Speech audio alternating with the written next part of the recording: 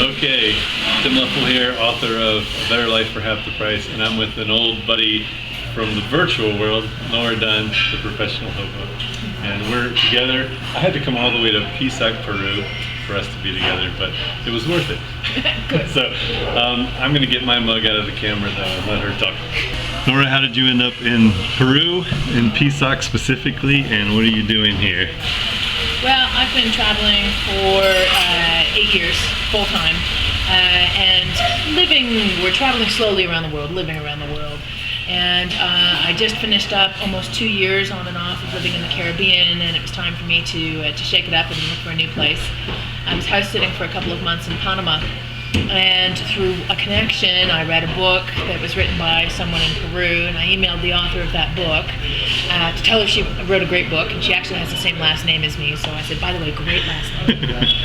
And it was just amazing. One thing led to another to another. She invited me to a retreat center to volunteer and trade for free accommodation, and she just happened to be in Florida, as was I, so we both met there. And anyway, it was just the timing was perfect, the situation was perfect, and the location was perfect. So I jumped on the opportunity to come down to Peru.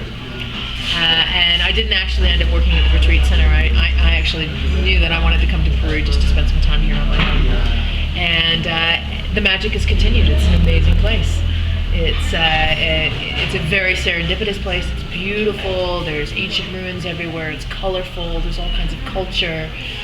Even when I'm not traveling, every time I leave the house, I know I'm in a different world, and there's always something new to discover.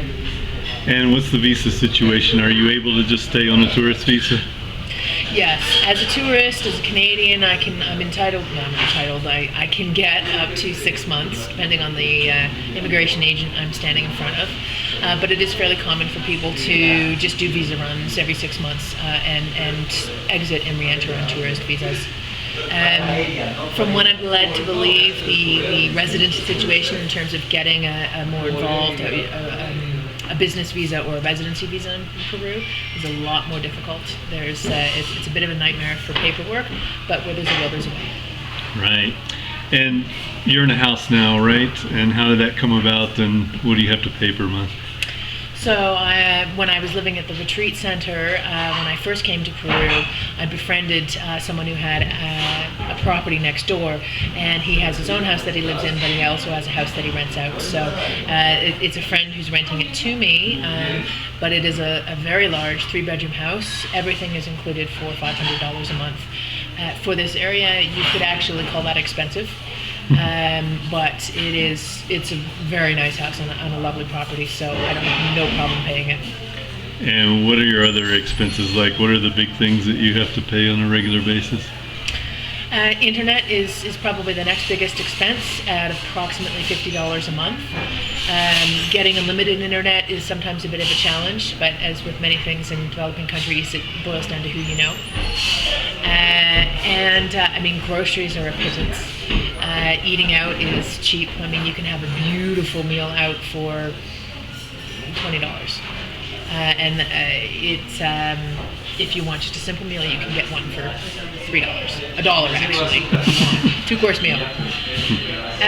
So really, in general, the cost of living here is minimal. I spend all my basic expenses, wanting for nothing, eating out as much as I want, going around wouldn't exceed $1,200 a month.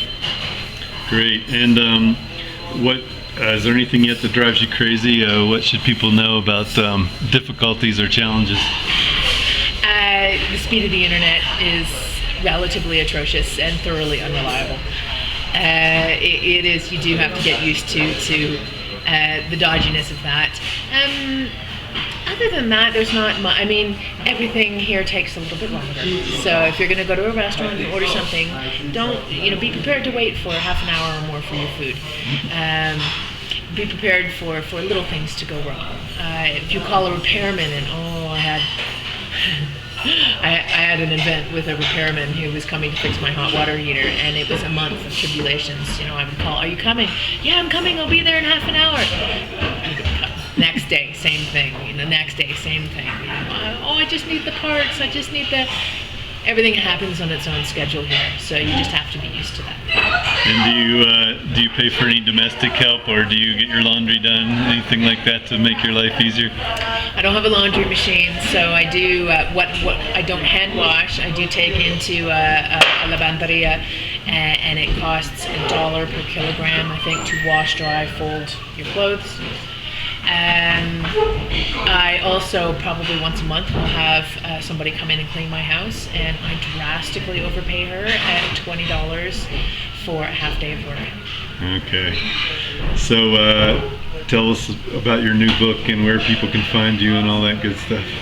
So I've recently published a book about how people can design a lifestyle that allows them to work on the road, whether it be with business or telecommuting or working in the countries that they go to. It's called Working on the Road, The Unconventional Guide to Full-Time Freedom. And you can find that at workingroad.com. And you can find me at theprofessionalhobo.com, where you'll learn about how to travel full-time in a financially sustainable way and find out what my latest crazy adventure is. And is it the same on Twitter and Facebook and everything? Facebook is The Professional Hobo, and Twitter is Hobo Nora. Okay, great.